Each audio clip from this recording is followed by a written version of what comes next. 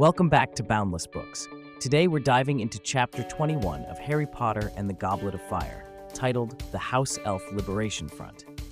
In this chapter, tensions rise between Ron and Hermione over her activism for house-elves, while Harry struggles with the upcoming Triwizard Tournament task.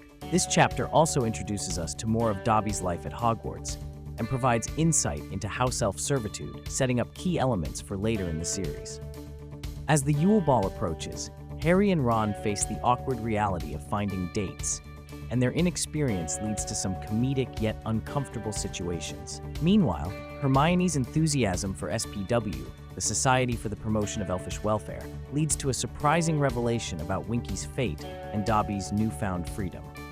The chapter opens in the Gryffindor common room, where Hermione is knitting hats and socks to free house elves by tricking them into taking clothes. Ron, as usual, is exasperated by her efforts, pointing out that the house elves like their servitude and that none of them have actually taken the clothing she hides around the common room.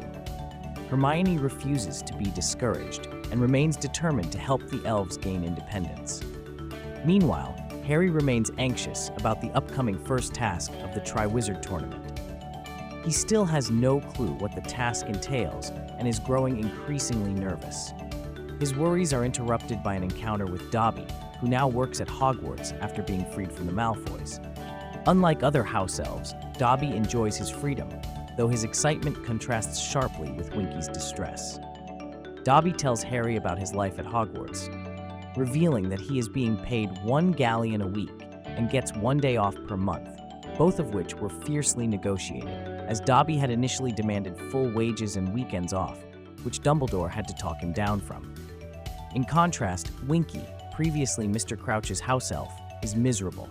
She refuses to accept her freedom and continues to sob about having disgraced her old master, despite now working in Hogwarts kitchens.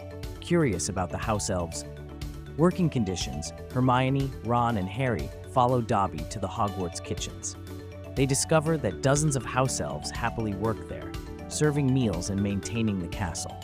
Hermione is horrified to see that the elves enjoy their work and insist they do not want to be freed. Winky, in particular, is devastated. She is unkempt and miserable, sitting by the kitchen fire and drinking butterbeer, which, while not strong for humans, seems to make her quite drunk. She cries about how she has failed Mr. Crouch and insists he was a great wizard. Dobby, on the other hand, is cheerful and grateful for his freedom. He tells Harry that he enjoys working at Hogwarts, despite the other elves looking down on him for accepting wages. His loyalty to Harry remains strong, and he proudly wears mismatched clothes as a sign of his independence. As the visit to the kitchens ends, the trio leaves with a clearer understanding of house-elf culture. Hermione, despite witnessing their contentment, remains adamant that their servitude is wrong and continues to push for their rights. Ron remains unimpressed, while Harry remains more focused on the looming Triwizard task. Key moments in the chapter include Hermione's continued efforts with S.P.E.W. She knits hats and socks for the elves, believing she is secretly freeing them. Dobby's new life at Hogwarts. Unlike other elves, he embraces his freedom and enjoys his independence. Winky's despair. She struggles with her forced freedom and continues to lament over her lost position with Mr. Crouch. Hogwarts kitchens reveal.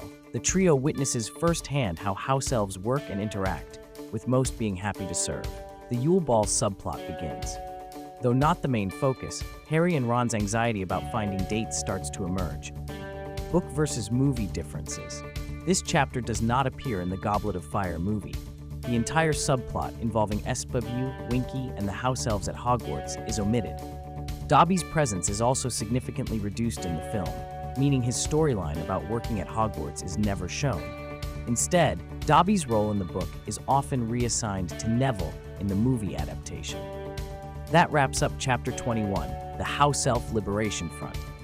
This chapter deepens the discussion on house-elf rights, introduces Dobby's new role, and hints at bigger mysteries involving Mr. Crouch and Winky's connection to him. What do you think about Hermione's activism? Should house elves be freed, or are they truly happy serving? Let us know in the comments below. Don't forget to like, subscribe, and join us next time for Chapter 22.